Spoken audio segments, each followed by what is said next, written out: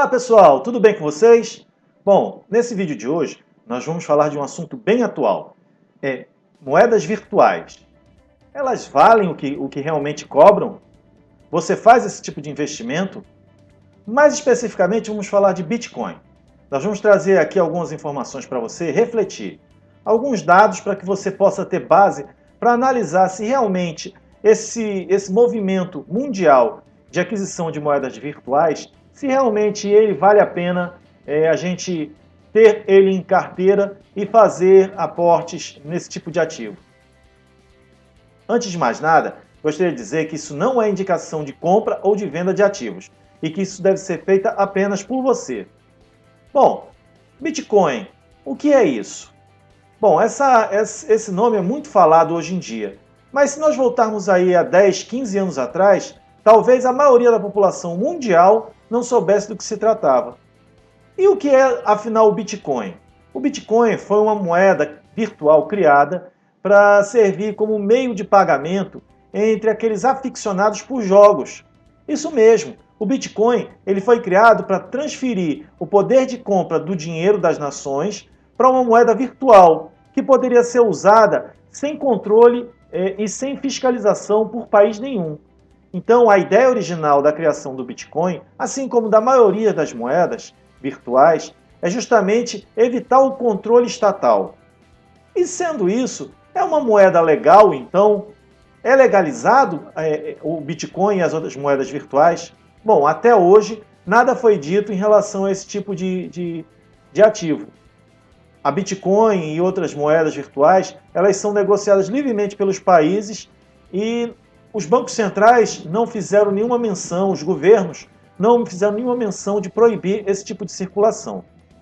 Existem aí propostas de que cada nação vai montar aí sua moeda virtual. O Brasil, por exemplo, é uma das nações que vem correndo atrás aí para criar sua moeda digital. Ele já está apresentando aí o novo real digital. E outras muitas moedas que vêm aparecendo. Então, é questão de tempo até que as grandes nações façam e elas mesmas controlem essas moedas virtuais, fazendo assim reduzir o custo de cada país na emissão da moeda e tendo um controle maior sobre as finanças atreladas a ela. Bom, mas voltando ao caso lá da Bitcoin. Então, quando ela foi criada, basicamente, o intuito era você poder comprar e vender itens de jogos, itens de colecionadores, os gamers, né? Os itens dos gamers. Era negociar eles de uma forma, de um mercado paralelo. Então, num caso bem específico, quando a criançada, ou até mesmo jovens e adultos, entravam num jogo virtual e de repente queriam comprar algum artigo lá dentro, eles não usavam a moeda do país deles para fazer essa compra. Eles faziam uma espécie de conversão para a moeda, para o Bitcoin. Isso foi uma grande sacada dos inventores lá da época, né? Mas só que isso tem um grande ponto a ser destacado, que é justamente o seguinte: quando se cria uma moeda virtual, ela tem que haver um lastro por trás dela para dar o valor real, ou seja, no mundo real, daquilo que ela vale. E o Bitcoin, nenhuma outra moeda virtual, até hoje, teve essa valoração consolidada. No início lá do século passado, onde eu usava ainda o chamado padrão ouro, o ouro era o lastro para as moedas internacionais.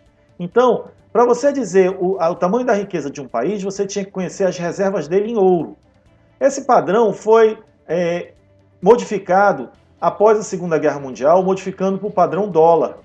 E esse padrão transformou o dólar como uma moeda internacional. Então, digamos, a gente dolarizou o planeta. Isso se deve muito por conta da necessidade de você ter uma moeda que possa ser aceita por todas as nações. O comércio internacional precisa ter uma facilidade para ocorrer entre os países. Se cada país quisesse apenas comercializar com a sua moeda, isso criaria uma grande dificuldade, porque países grandes, muito desenvolvidos, certamente teriam um volume maior de dinheiro no mercado do que países pequenos. Isso aí traria uma distorção no mercado muito complicada. Existe um mecanismo chamado arbitragem no comércio internacional. A arbitragem é quando você pega o valor de cada moeda e tenta equacionar ou equalizar esse valor a um mesmo patamar. Então, por exemplo, como o dólar hoje é o padrão mundial de moeda de reserva, todas as outras moedas buscam se comparar a ela. Então, por exemplo, nós temos aqui a cotação diária, real-dólar. Essa variação é que indica para os comerciantes, para os industriários, para os prestadores de serviço daqui do nosso país, o quanto eles devem cobrar em relação aos serviços e produtos que são exportados e quanto o valor dos produtos importados custará para eles. É uma forma de você fazer essa comparação. Bom, voltando ao nosso assunto da pauta, que é o Bitcoin, no caso dele, o Bitcoin não existe um valor pré-definido que estabeleça o quanto o Bitcoin é relacionado. No caso do dólar, ele é vinculado ao produto interno bruto dos Estados Unidos, ou seja, todo o conjunto de riqueza que os Estados Unidos promove no país. Então, a princípio, o dólar tem que estar atrelado a esse valor. Assim como o real é atrelado à quantidade de riquezas que o Brasil produz no mundo real. O Bitcoin não existe um parâmetro para ser medido. Então a gente fica se perguntando, por que então as pessoas investem em Bitcoin? Por que o Bitcoin teve uma alta tão expressiva nos últimos anos? Bom, inicialmente, como eu falei, foi uma forma mais prática para os aficionados por jogos terem a vantagem de fazer negócio na internet sem que seus países, sem que suas receitas, suas fazendas pudessem interferir nessas negociações. Então, por exemplo, uma pessoa do Brasil poderia comprar o Bitcoin e adquirir um produto, digamos, na Noruega, e não seria taxado nenhum imposto, não seria cobrado nenhum valor a mais em relação a isso. Então, a ideia parecia ser interessante, só que ela acabou se expandindo. O Bitcoin acabou se tornando uma moeda tão fácil, de acesso tão fácil aos mercados, que isso chamou a atenção de algumas pessoas, de alguns investidores e algumas instituições financeiras, que acabaram por acreditar que essa talvez fosse o caminho natural do Bitcoin, se tornar uma moeda internacional e uma moeda do porte do dólar. Bom, mas na verdade, a gente sabe que o Bitcoin não tem, como eu já falei, um valor atrelado a ele. Então as pessoas fazem, na verdade, uma aposta quando compram moedas virtuais. Simplesmente isso, é uma aposta. O Bitcoin nada mais é do que uma promessa de valor. Ele não é um valor. Ele não existe conteúdo por trás dele que possa gerar riqueza.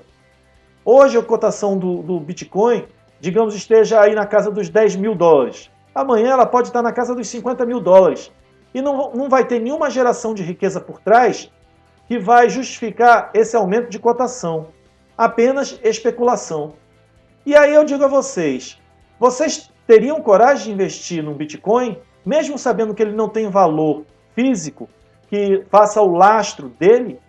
Bom, eu particularmente posso dizer a vocês que na situação atual eu vejo que o Bitcoin é muito mais uma armadilha do que uma oportunidade. Digo isso porque ele já chegou a valores estratosféricos e sem ter nenhum tipo de parâmetro para avaliação do porquê ele chegou lá. Apenas o motivo que a gente já conhece, que é a especulação dos investidores. Bom, aí a gente cai naquele caso, né? Você vai querer ser o último a entrar nesse bonde? O bonde já seguiu um bom caminho. Ele saiu lá de centavos de dólar para chegar aí na casa dos 30 mil dólares. Ou seja, o que foi comprado, adquirido lá em 2009, 2010, por centavos, hoje já está valendo na casa dos milhares de dólares. Você teria coragem de comprar isso? Se alguém porventura chegasse para você e oferecesse uma caixa de fósforo e dissesse para você, olha, você me paga aqui 15 mil dólares por essa caixa de fósforo, porque daqui a 2 anos, 3 anos, não vai existir mais nenhuma caixa de fósforo no mundo e você vai ter a única e vai poder vender isso. Você acreditaria? É justamente essa promessa que o Bitcoin te faz. Você que investe em Bitcoin, investe na promessa de uma elevação da cotação e não de geração de riqueza. Mas eu volto a dizer, de 2017 até o final de 2017, até o final de 2019, que ganho de riqueza que o Bitcoin trouxe? O que de fato ele produziu? À exceção da especulação. Se você é um especulador, a gente consegue até entender os motivos pela qual você está partindo para aí. Apesar de não concordar muito com a filosofia da especulação. mas tem gente que gosta de arriscar. Então, isso aí é uma realidade. Mas para um investidor que busca crescimento e evolução patrimonial, é impossível tentar entender como ele consegue absorver o Bitcoin em sua carteira. O Bitcoin nada mais é do que um produto digital que não tem valor agregado. É apenas isso. É diferente de você comprar a ação de uma VEG, por exemplo, é diferente de você comprar a ação de um Bradesco, de um Itaú, de um Banco do Brasil. Eles todos têm, por trás deles, um patrimônio agregado que é importante, além das suas próprias operações. Então, você comprar ações, comprar fundos imobiliários ou outros ativos quaisquer, eles têm por trás uma riqueza gerada. Ou seja, eles têm algo palpável que dá lastro para que a cotação dele faça a sua variação. Então, importante você pensar nisso. A Bitcoin, o Ethereum e outras moedas virtuais, eles de fato são sustentáveis? Eles de fato vão trazer riqueza para você? Ou apenas vai trazer uma angústia temporária? Sim, eu digo angústia porque com uma volatilidade tão alta como a que ele tem, provavelmente você corre um sério risco de comprar o Bitcoin num alto valor e, quando vê a sua primeira queda expressiva, vendê-lo. Então, reflita muito bem se realmente Bitcoin é o pote de ouro como muita gente tenta vender. Tem muito youtuber, tem muito falso investidor que tenta vender a ideia do Bitcoin como sendo a moeda do futuro. Pense de fato, se um algoritmo computacional feito por um grupo de pessoas pode realmente escalar riqueza nesse nível. Eu não estou falando de moedas virtuais criadas por um país, por um grupo de países. Eu estou falando de uma moeda virtual criada por um grupo de pessoas. Isso não houve nenhum impacto na economia de forma concreta. Não existe evolução na economia por conta da criação desse algoritmo. Então esteja muito atento. A Bitcoin pode até te trazer riqueza, pode até te trazer ganho, mas também pode levar você para o fundo do poço. É igual à ideia da pirâmide. A pirâmide, quem entra primeiro, sempre consegue ter um ganho muito expressivo, mas aqueles que vão entrando lá pelo final são esses que vão carregar o piano. Pode ser esse o caso agora de quem esteja pensando em comprar o Bitcoin nesse momento. Então esteja muito atento a essa situação. É isso que nós tínhamos para hoje. Gostaria de agradecer a vocês por terem assistido o vídeo, mas antes de concluir, eu gostaria de perguntar a vocês. Vocês têm Bitcoin? Pensam em ter? Eu vou revelar para vocês aqui que no ano de 2010, aproximadamente, o meu cunhado me falou a respeito da Bitcoin, me propôs comprar Bitcoin. Naquela época, ela custava ali na casa dos centavos, ou um pouco mais, mas ainda muito acessível. Não passava, acredito que não devia passar nem de R$20 o valor de uma Bitcoin. E eu recusei na época. Se eu tivesse investido, talvez hoje eu tivesse numa situação financeira muito favorável. Mas o importante também é a gente avaliar. Muitas coisas ainda vão aparecer com esse avanço da tecnologia. E você está disposto a investir em tudo que aparecer? Toda modernidade que aparecer será bem-vinda? Será que de fato tudo que for apresentado para nós daqui para frente vai de fato trazer ganhos? Eu faço esse alerta porque nós vivemos numa explosão de startups. Muitas pequenas empresas estão aparecendo. Várias delas crescem de forma exponencial, como o Bitcoin. Mas muitas outras afundam,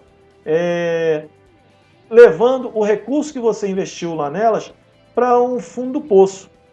E aí cabe essa reflexão. Você tem Bitcoin? Você acredita na Bitcoin? Você acha que ela é o futuro? Você acha que moedas virtuais são o futuro? Deixa aí nos comentários para a gente poder discutir isso mais à frente.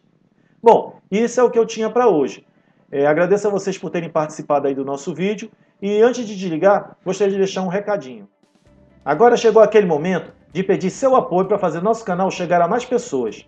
Inscreva-se no nosso canal, nos ajude a fazê-lo crescer, ativa aí o sininho das notificações que está aí ao seu lado, compartilha com seus amigos e familiares, dá aquele like maroto se você gostou do vídeo, faça seus comentários no campo abaixo e nos siga nas nossas redes sociais, o nosso Instagram e o nosso Facebook. Eles estão descritos nas informações do vídeo.